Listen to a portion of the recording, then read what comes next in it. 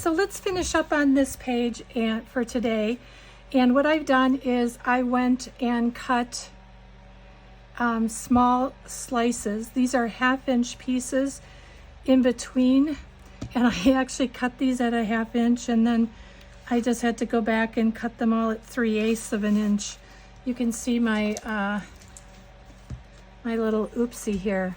So I went back and cut them all down and made them 3/8 of an inch across, and then I do them at 5 7/8 or 5 3/4. I kind of match it up to see what works better. It just depends. Like, I cut down my waterfall just a little bit because of the fact that I was a little bit off on one side.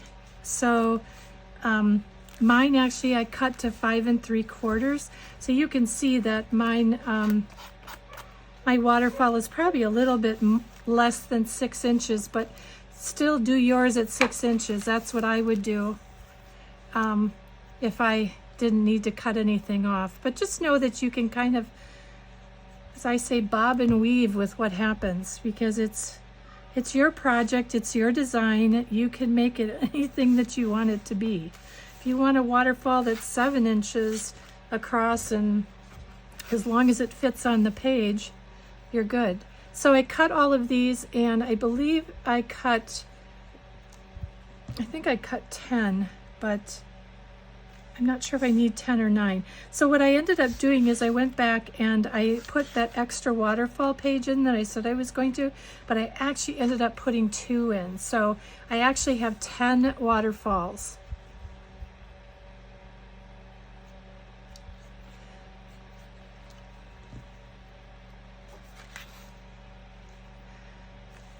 So there should be plenty of room for pictures in here, right?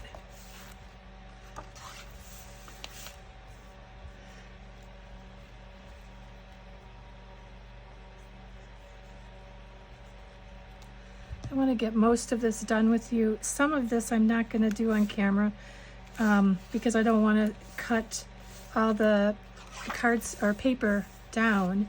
And I'm going to put this up here, even though I'll fill this in down here. I think I'm still going to put that in here. So it would have been 10 3/8 of an inch by 5 7/8 or 5 3/4. Just depends upon what you wanted it to be cut down to.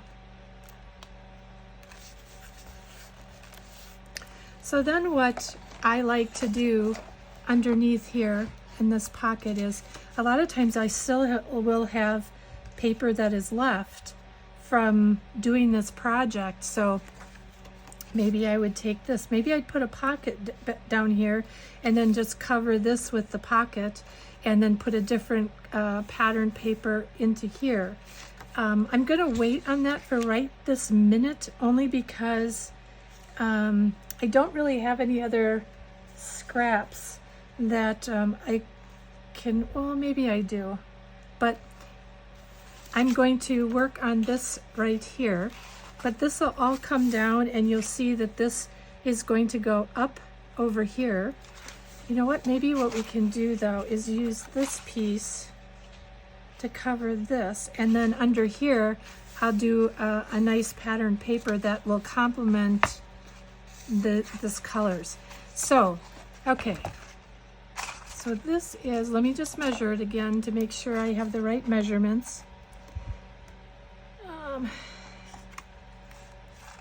So our measurement on the front here, and I'm not going to do the back because the back is I gotta put the magnet on there. So this is 6 1/4 by 2.5, I believe. 2.5. Yep, 6 1/4 by 2.5. So I am going to take 1/8 of an inch off, 2.5. So at 2.5, we're then going to go, sorry, I gotta go off screen here. I gotta level out my cutter. 2.5, 2 3/8. 2 3/8 by 6 1/4, it said. So I'm going to do 6 1/4. So 6 1/8 will do. And now the little ones, I did not put ink around those, the ones that went in between the flaps, because they're just very small, and because they're inside that the waterfall, you don't really see the white edges on it quite as much, so I don't do that. Feel free to do it if you'd like to. It's just a lot of inking that I kind of feel like you don't have to do. So let's put this down, and this is going to fit right onto here.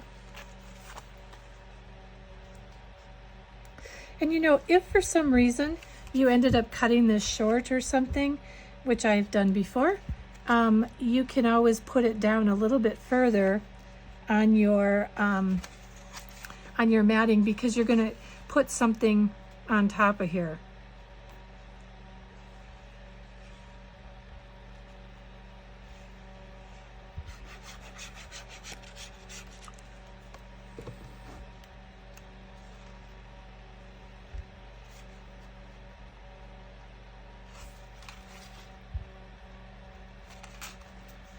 There we go.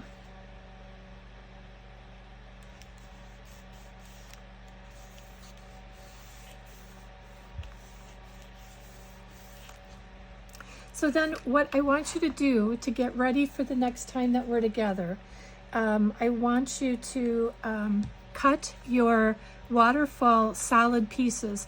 And traditionally what I do is I would cut this first one. This is 4 by 6, your photo mat. So you would cut this at 3 7/8 by 5 7/8. That's the pattern paper.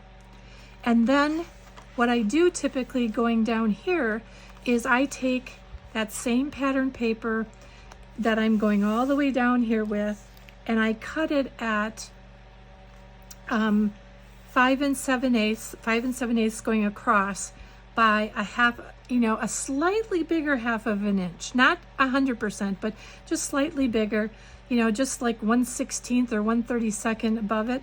And then I put that down here. Same thing here. And if you go a half inch, it's fine too, because you're going to pull it back a little bit from this edge, and then that'll run all the way down here. So, but down to this spot, I think I'm going to put a pocket down here, and or we might just put this as a photo mat down here, or a nice piece of the pattern paper. So again, this is going to be, you're going to put on here 3 7/8 by 5 7/8. That's going to be a pattern piece of paper. Then use the rest of that. And so what I do is I would cut this at 5 7/8, that whole sheet going down. And then I've got that, like if this was 5 7/8, so I'd cut out my bigger piece for up here, and then I'd cut a half inch, a half inch, a half inch. So then I have the length the same as all the rest of it, but then I just need to cut my half inches all the way down. That's how I normally do a waterfall. And when we come back, we'll make a decision about what we're putting on here, putting our magnets on here. Remember, you need to put your magnet on here before you cover that over. So sometimes the best way to remember that is to put an X on here and an X on here, on the back of here, so that you don't forget. So when you're putting your paper down, you'll automatically remember.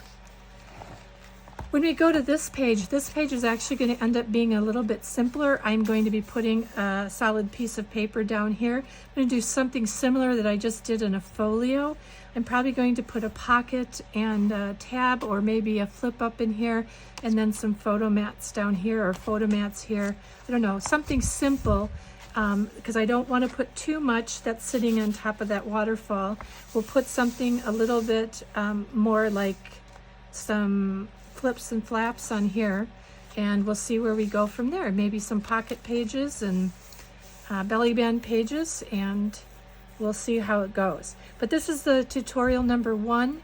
There'll be at least one more tutorial and a walkthrough, maybe 2 tutorials. It kind of depends upon how long it takes to do the other items and how much I can get done ahead of time. So thank you so much for spending time with me. I really, really appreciate it. I know you could be doing a lot of other things on a beautiful day that today is, anyways. For me, is Saturday, I'm sorry. Just a beautiful day out there. But I thank you so much for your time and spending it with me. And I hope you have an awesome day and have fun crafting. Take care.